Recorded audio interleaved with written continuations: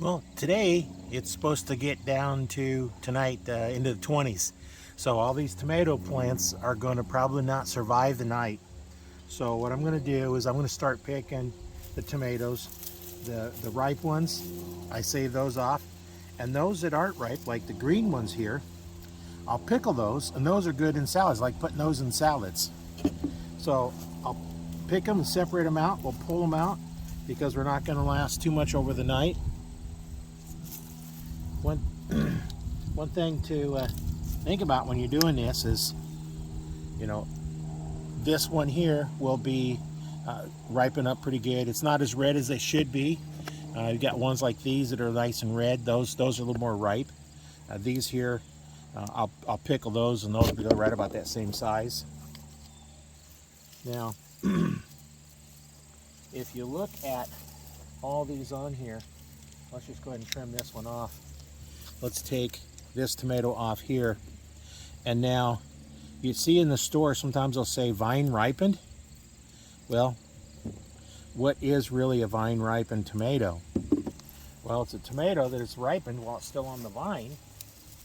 But if we take a look at some of these here, well, let's see if we can find one that's a little bit better situation here. Yeah, right down here. All right, now, you see some of those in the grocery store that say vine ripened. And they're connected like this. Now that is the vine. So when they ripen on this vine, they're vine ripened. Not like what we're looking at when we have one that is ready to eat, like this one right here. This one right here is ready to eat. That is really ripened on the vine. So that's you have to pay attention to that. When you see them in the store, they're all connected on the vine. They don't really look that much better than any of the other ones. So I'm gonna go through here and trim all these off. And I have a compost pile back here that I'm putting everything on, let it compost down. Next year I'll till that compost pile into the garden. And see, now here's a couple more clusters that we can call vine ripened. I don't call them vine ripened because if they're not red on the vine when I cut them, I don't consider them to be vine ripened. So that's just kind of one of those things you have to look at when you're getting tomatoes in the store, or if you look in the grocery store or a restaurant. Look at the color of the tomatoes. Are they a pink color, kind of like this color here, or even, you know, one like this? What you really want is you want them to be red, so when you open them up, they're red inside instead of pink.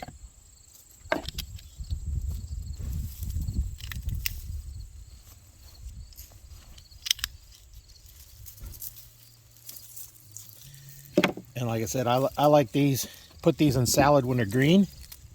I like to take them and pickle them like you would dill pickles, and then put those in my salads. It's another way of using the green tomatoes.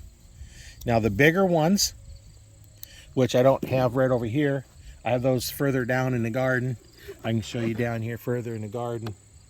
I have the little bigger plants. Those are bigger tomatoes, and I'll pick those green as well. And those we can bread up and fry, fried green tomatoes. Those are good that way as well.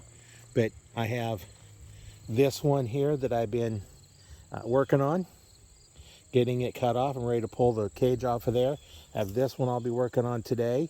And then I have that one I'll be working on, get all these little ones taken care of. There's some here, some of these are volunteers, so they end up on the ground. A lot of the ones got so big they fell on the ground anyway, so I'll start pulling that. I have a watermelon over here. I'll go ahead and pick those because I don't want them to freeze. And then the sweet potatoes, I have a few left on those.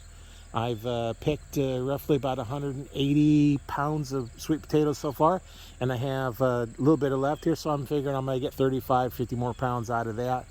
But the tomatoes need to come out, and the watermelon will come out today. The sweet potatoes, they're not going to get hurt if it freezes. The vines will die, but I'm going to pull those off. And I've been digging all those up, pulling all the vines clear down in here. Here's my compost pile. It comes up almost waist high right now. That all decomposed down to almost nothing, and I can spread that around and make better soil. So here's what I have here so far today. So that's just kind of a little update on my garden, what I'm doing today. And just make sure you follow me and subscribe to the channel so you can see more updates. I have several things in here I'm doing in gardening. I've got some freeze dry. I got a freeze dryer, so I'm doing a lot of the tomatoes. I'm freeze drying them into a powder, and now that powder I can open it up, and I can mix it to a paste, a real thick paste, a thin paste, a sauce, a juice. In the background, you can hear our neighbor is getting a sidewalk put in, and you can hear the equipment running over there. Earlier, there's cutting the relief into the concrete, so they're done with that, so I don't have to listen to that sound. It's not too bad. It's far enough away. Not going to worry about it. But that's what I've got going on here. That's an update on the tomatoes. They're talking about getting down to 29 here tonight. I live here in the eastern part of Nebraska, and once it freezes, the tomato plant's gonna be pretty much gone. Then if you get a freeze on the tomatoes, then you have to do something with them right away. Make them into a ketchup or a sauce or something. You got to do something with them. With the freeze dryer, I don't know what it'd be like to freeze dry green tomatoes, but that might be something I might try. So just stay tuned. Follow my channel for more information like this, as well as some of the other projects I have working on. Own a home, you always have unlimited projects that you're working on. I've done videos on recovering this from a flood. It fires up right away now, and I've gotten lights on mowers I'm putting on there. I got trailers I'm working on. All kinds of different projects going on, and I'm recording them, so maybe it'll help you out in some of your projects that you're doing as well. So we'll catch you on the next one. Now here's an interesting fact that some may know, some may not know, that wherever a tomato plant touches the ground, they're going to start sprouting more roots. I don't know if I can find one here that started doing that. I have a couple here I threw in the pile where they've touched the ground, like right here. This made good contact with the ground, and it started sprouting more roots. So that's almost like starting a whole new tomato plant. So that's one thing that you can, if you're doing that, you can remember that.